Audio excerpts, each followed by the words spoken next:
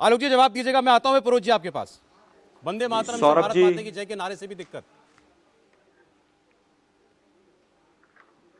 सौरभ जी, मुझे लगता है मैंने बहुत स्पष्ट कहा कि हमें नारों से दिक्कत नहीं, नारों के पीछे छुप जाने से दिक्कत तो है। खालिस्तान के नाम हमारा से तो अभी जो वीरेंद्र जी सुन अधिवेशन लीजिए। हुआ वो भी, और चाहे कोई कांग्रेस का छोटे से बड़ा कोई भी कार्यक्रम हो, वो हर वंदे मातरम से ही शुरू होता है।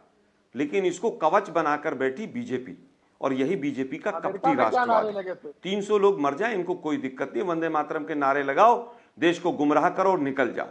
अब वापस आता हूं, मुझसे पूर्व प्रवक्ता कौन थे मुझे नहीं मालूम है, झूठ बोला झूठ बोला। अरे भाई एक फैक्ट तो बता दो जो मैंने झूठ बोला हो। लेकिन आपका शायद वो भी लक्ष्य नहीं है, आपको तो केवल यह है कि कांग्रेस को कैसे बदनाम किया जाए।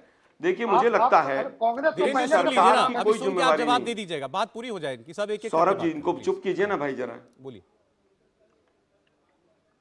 सौरभ जी, मुझे लगता है कि भारत सरकार की इस हादसे में कोई भूमिका नहीं है, कोई जिम्मेवारी नहीं। ये पाकिस्तान की साजिश है या तो नेपाल की साजिश। गजब है भाई, सरकार आपकी है, मोदी जी प्रधानमंत्री हैं, छोटे से रेलवे स्टेशन को भी झंडी दिखा के मोदी जी करेंगे तो सवाल के नवाज शरीफ से पूछेंगे हम। सवाल भी तो उन्हीं से पूछे जाएंगे ना जो सारा दिन क्रेडिट लेते हैं। सीएजी की रिपोर्ट जो कह रही है उस पर देखिए आप क्या कह रहे हैं कि 79% फंडिंग आपने राष्ट्रीय रेल संरक्षा कोष की घटा दी। ये हम नहीं कह रहे। रेल बजट आपने मुख्य बजट से हटाया 17-18 में। क्यों हटाया? पहले रेल बजट पर पूरी चर्चा होती थी, एक दिन चर्चा होती थी, पता चलता था सेफ्टी के लिए क्या है, सिक्योरिटी के लिए क्या है। अब क्या होता है, 10 मिनट में सौरभ भाई रेल बजट पास हो जाता है। अब क्या होता है कि कहां पर क्या होना है पता ही नहीं होता है किसी को। हमने कहा कवच की बात, कवच के लिए 2022 में इतना बड़ा इवेंट मैनेजमेंट हुआ।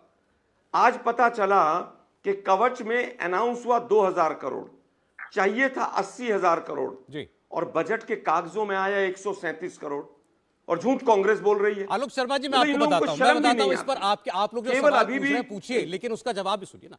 यह कहा जा रहा है कि भाई ये दुर्घटना क्या रेलवे का स्वास्थ्य खराब होता जा रहा है, सरकार ध्यान नहीं रख रही, बजटरी प्रोविजन कम कर दिया है, रेलवे का बजट नहीं आता अलग से, इस वजह से हुआ ये हादसा। क्या हम निष्कर्ष पर पहुंच गए इस पर?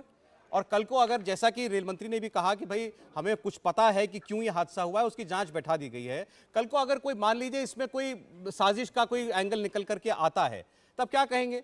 ये सारी बातें किसी एक इन्वेस्टिगेशन से ही सामने आ सकती है ना। कवच की बात आपने कही, इसको लेकर के रेल मंत्री ने खुद कहा कि कवच का मामला ही नहीं है, क्योंकि कवच सुन ले मेरी बात, कवच यहां पर डिप्लॉयड नहीं था, लेकिन कवच होता भी तो भी ये डिजास्टर नहीं रुक सकता था। कवच तो तभी रोक सकता है जब उतनी दूरी हो ट्रेनों के बीच में।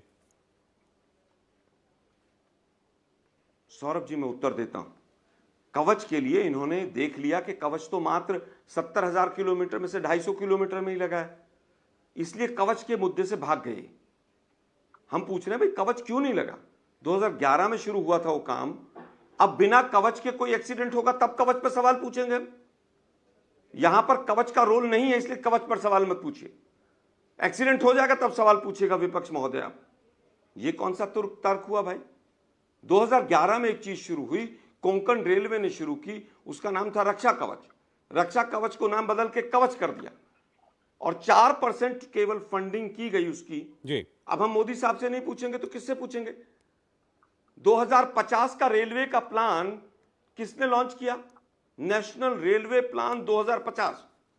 और हालत यह है कि वंदे भारत का जिस दिन इनॉग्रेशन होता है उससे 1 महीने पहले तक सारे अधिकारी वहां मोदी जी की सेवा में लग जाते हैं। अच्छा ठीक, आलोक जी समय चला जाएगा, मैं आपकी बात का जवाब आना जरूरी है के शर्मा जी से। आपकी बातों का जवाब देंगे।